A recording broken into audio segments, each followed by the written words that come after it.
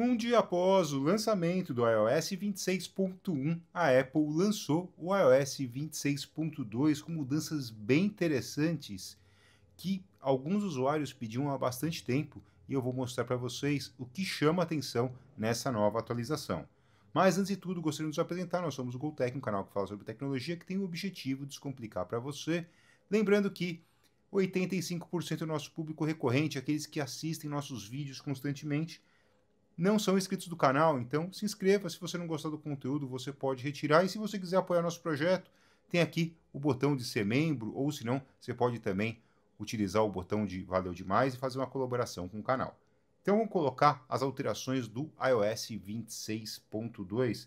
Como já está próximo do final do dia, ainda eu tenho 20% de bateria. Mas uma função que eu gosto é que é possível agora alterar o modo de alerta de notificação do seu iPhone.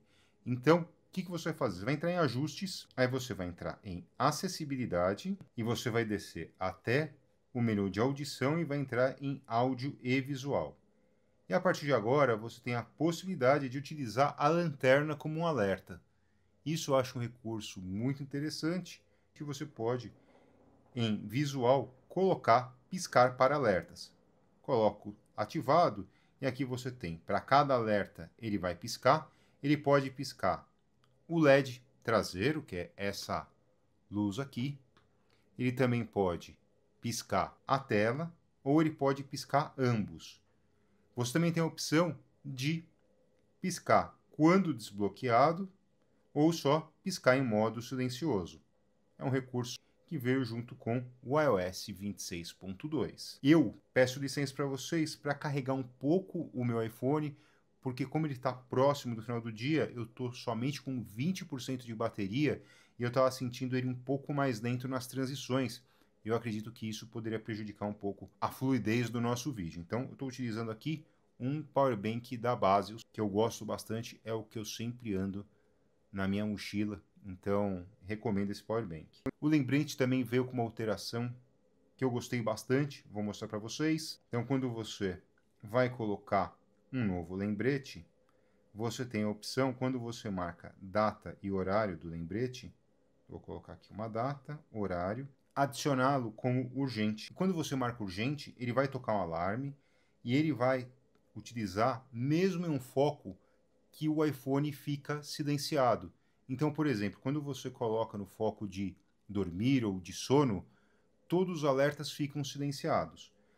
Se você colocar esse lembrete como urgente, ele vai tocar o alerta do mesmo modo. Recurso muito interessante e necessário que eu acredito que as pessoas vão utilizar bem mais o aplicativo, o lembrete. Outra possibilidade interessante também é, agora você tem duas configurações no horário do seu iPhone. Eu vou mostrar para vocês. Vocês podem configurar. Eu vou editar a tela. Você clica em cima do relógio e agora você, além de ter a espessura que vocês estão acostumados, vocês podem perceber que o relógio está bem mais fino. Eu também posso ele deixar um pouco mais grosso. Vou deixar assim, porque eu consigo refletir a borda do número 8 com a montanha, mas eu posso deixar ele mais fosco ou com mais efeito de vidro líquido.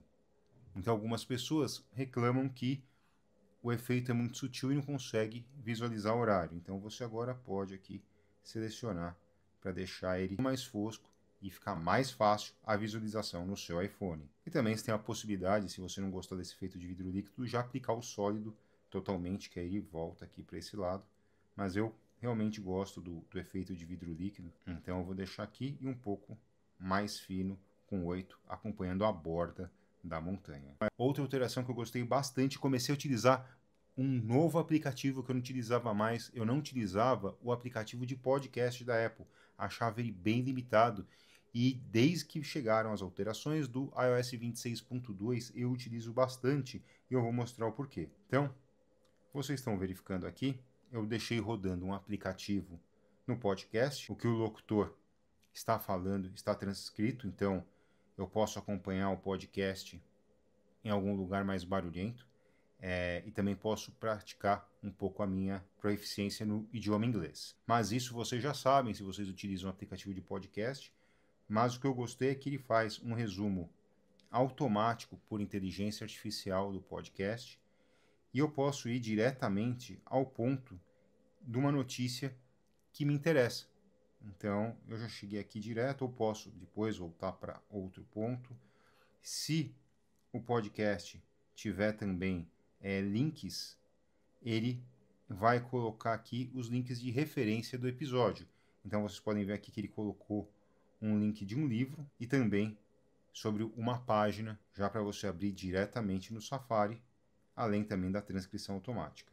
Recurso super interessante que chegou no aplicativo de podcast, que me parece que a Apple tem investido bastante nesse produto. O aplicativo de senhas também sofreu uma alteração.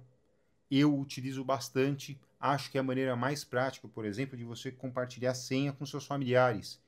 Então, se você, por exemplo, tiver uma senha de Wi-Fi ou senha de algum programa de assinatura de TV, você pode passar diretamente para todos os membros da sua família, você não precisa ficar passando de uma senha para outra pessoa. Mas a novidade não é essa. A novidade é que agora temos a possibilidade de excluir sites para ele não utilizar a senha do aplicativo Senhas da Apple.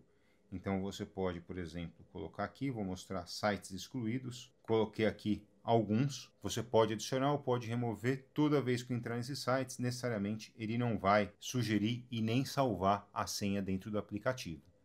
Recurso interessante para quem utiliza bastante esse aplicativo. Confesso para vocês que depois que a Apple lançou o aplicativo Senhas direto no iPhone, eu cancelei as minhas assinaturas de programas de senha que eu tinha antes, porque eu entendo que esse é o método mais prático de acessar sites e programas, porque eu tenho as senhas que eu tenho aqui, eu tenho no meu iPad, eu também tenho no meu Mac e em qualquer outro dispositivo Apple.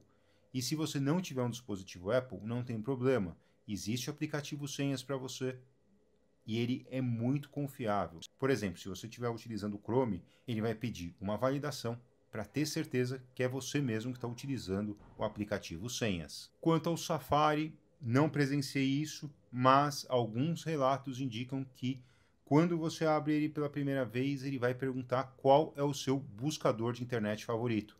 Se você vai querer utilizar o do Google ou o do Bing, então você tem a opção. Eu acabo utilizando o buscador do Google, tenho o do ChatGPT, que é muito bom também, mas ainda continuo com o buscador, utilizando o que a própria Apple recomenda, que é o Google, embora ela não recomenda porque o Google é o melhor, mas porque existe um acordo comercial entre Apple e Google para ele ser o principal mecanismo de busca do Safari. Então, se aparecer o pop-up para você, coloca aqui nos comentários para eu ficar sabendo.